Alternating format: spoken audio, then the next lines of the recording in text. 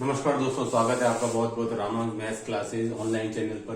देखिए दोस्तों, आज इस वीडियो में हम डिस्कस करेंगे कि कुछ स्टूडेंट के मैसेज आए थे कि सर हम अभी आरपीएससी सेकंड ग्रेड की तैयारी कर रहे हैं मैथमेटिक्स से, और अभी जो आपका DSSS ने जो नया सिलेबस जारी किया है टीजीटी गणित विषय का, तो क्या अब हम दोनों की तैयारी एक साथ कर सकते हैं क्या?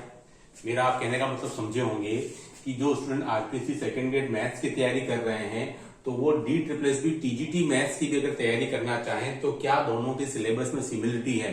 कि स्टूडेंट आपको ध्यान होगा, पहली बार DSSS ने टीजीटी एग्जाम्स के लिए सब्जेक्ट वाइज सिलेबस जारी किया गया है। 2021 का जो पेपर हुआ था DSSS का, उसमें कोई सिलेबस जारी नहीं किया गया था। देखिए स्टूडेंट, मैंने ये वीडियो बनाने की आपको उद्देश्य ये है कि आपको बता सकूं कि दोनों के सिलेबस में क्या चीज मैच कर रही है 11th-12th में और आपका बीएससी पार्ट में, ताकि आपको पता चल सके कि आप तैयारी एक साथ दोनों की कंटिन्यू कर सकते हैं या नहीं। जैसे कि स्टूडेंट आपको पता है, टोटल आपके 13 चैप्टर्स में सिलेबस को बांट सकते हैं DSSS की।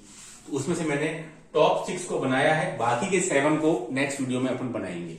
देखिए स्टूडेंट, सबसे पहले मैंने इसमें चैप्टर लिया है कैलकुलस चैप्टर जो है स्टूडेंट, वो आपका अब इसमें हम डिस्कस करेंगे कि इसमें से 11th-12th वाला पार्ट कौन सा है और बीएससी वाला पार्ट कौन सा है। स्टूडेंट देखिए, अगर उसमें से बात करें स्टूडेंट, तो उसके सिलेबस में डेरिवेटिव ग्राफ ये टॉपिक दिया हुआ है एंड एप्लीकेशन। देखिए ये टॉपिक आपके 11th-12th का है, यानी कि आप डेरिवेटिव फॉर ग्राफ कि आप ग्राफ की भी हेल्प से बहुत सारे क्वेश्चन को सॉल्व कर सकते हो, किसके? डेरिवेटिव के, है ना। एंड इट्स एप्लीकेशन मतलब क्या हो गया? आपको मैक्सिमम मिनिमा आ गया, टेंजेंट नॉर्मल आ गया, और साथ में इसमें आपके मोनोटोनिसिटी आ गया, यानी कि इंक्रीजिंग और डिक्रीजिंग।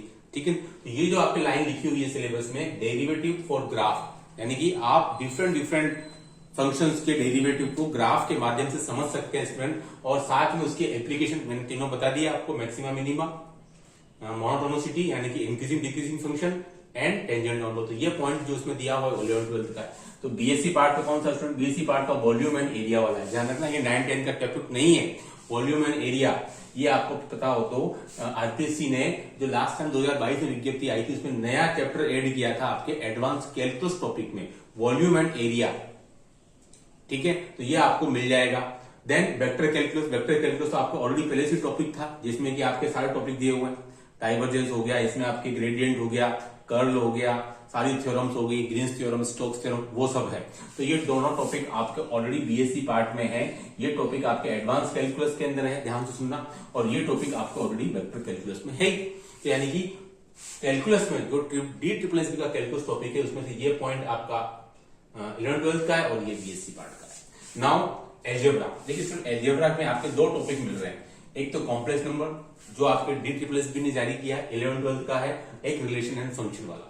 उसके अलावा उसमें जो बीएससी पार्ट के टॉपिक हैं वो आपके सिलेबस में नहीं है, यानी कि आरपीएससी के सिलेबस में नहीं है, है ना।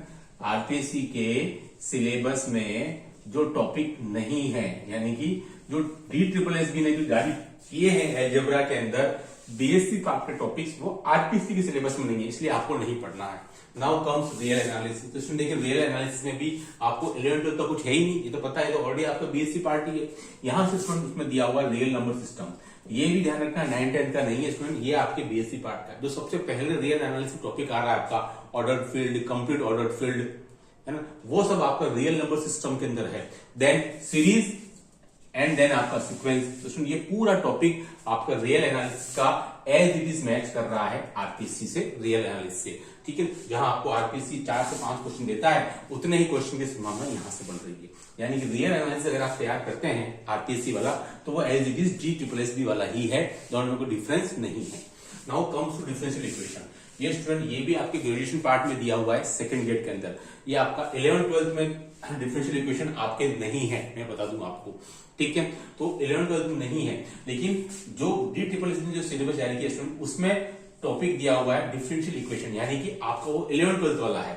यानी कि वहां से आप सेपरेशन ऑफ वेरिएबल, होमोजीनियस वाला जो टॉपिक है वो, इसके अलावा आपका बर्नौली वाला टॉपिक है वो, लीनियर डिफरेंशियल इक्वेशन यानी कौन सा, dy/dx + py = q, इस टाइप के जो भी टॉपिक्स है क्वेश्चन, वो आपको 11th-12th वाले से करने हैं, जो कि आपका आरपीएससी की सिलेबस में भी मेंशन कर रखा है, भले ही वो ग्रेजुएशन में दिया हुआ है लेकिन 11th-12th के टॉपिक है आरपीसी के अंदर, तो ये टॉपिक आपका मैच कर रहा है। नाउ बीएससी पार्ट का कौन सा है, second order and higher order differential equation student, ये आपके बीएससी पार्ट का है जो कि आपके आरपीसी के सिलेबस में भी है, यानी कि ऑर्डिनरी डिफरेंशियल इक्वेशन हो गया, सीएफ हो गया, पीआई वाला हो गया स्टूडेंट, ये आपको दिया हुआ है।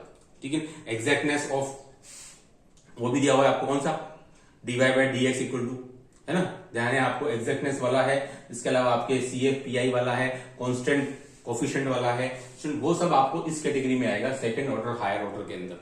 ठीक है, डिफरेंशियल इक्वेशन, तो यानी कि ये वाला पार्ट आपका आरपीसी से मैच कर रहा है।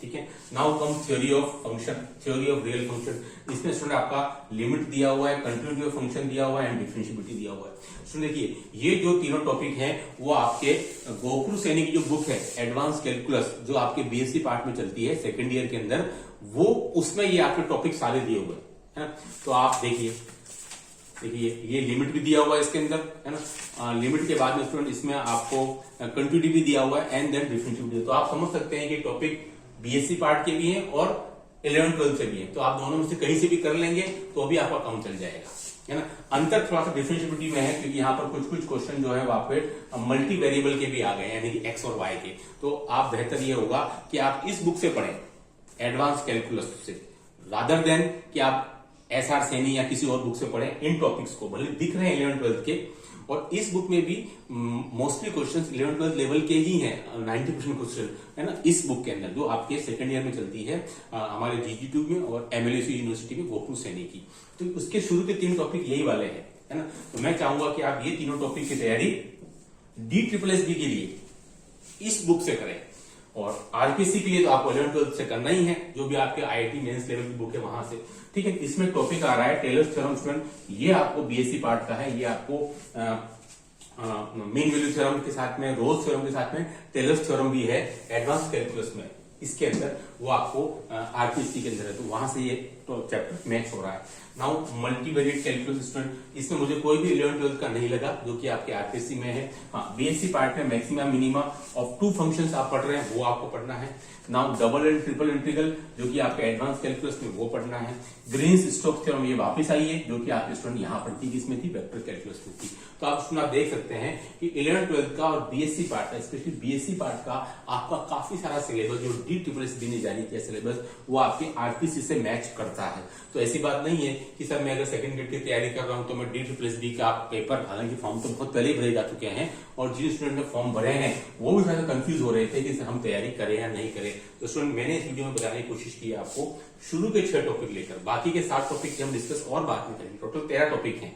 ठीक है, तो ये टॉपिक्स हैं जिनको कि आप सेम मैच कर रहे हैं, चाहे आप DSSB की तैयारी करते हो टीजीटी की या आरपीसी की तैयारी करते हो सेकंड ग्रेड की, तो आप देख सकते हैं कि मैं आपको सलाह दूंगा कि आप तैयारी सेकंड ग्रेड की ही करते रहें, DSSB की तरफ आप उतना नहीं जाएं, क्योंकि एग्जाम भी इसका अभी जल्दी हो जाएगा। मेरे को तो लगता है शायद आपका जुलाई लास्ट या अगस्त महीने में आपका एग्जाम हो जाना चाहिए, क्योंकि सिलेबस अभी भी जारी हुआ है विदिन 7 डेज के अंदर अंदर, तो बहुत ज्यादा समय नहीं है आपको, क्योंकि इसमें आगे हम 7 टॉपिक्स पर डिस्कस करेंगे तो आपको पता चलेगा, है ना। लेकिन मैं आपको बोलता हूं कि आपको तैयारी सेकंड ग्रेड की ही करनी है। हाँ, ये आपके लिए एडिशनल है, अगर आपने फॉर्म भर दिया है तो नो डाउट आप एग्जाम देने जाइए, क्योंकि इससे आपको आपकी तैयारी का एहसास होगा, आपको पता चलेगा कि कहाँ कमियां हैं, कहाँ दिक्कत आ रही है, आपको कमजोरियों का आपको पता चलेगा। इसलिए नो डाउट आप तैयारी करिए और एग्जाम देने जरूर जाइए। नेक्स्ट वीडियो में आपको जो रिमेनिंग 7 टॉपिक्स हैं उनके बारे में बताऊंगा कि कौन सा टॉपिक आपके आरपीएससी से मैच करता है 11th-12th में और कौन सा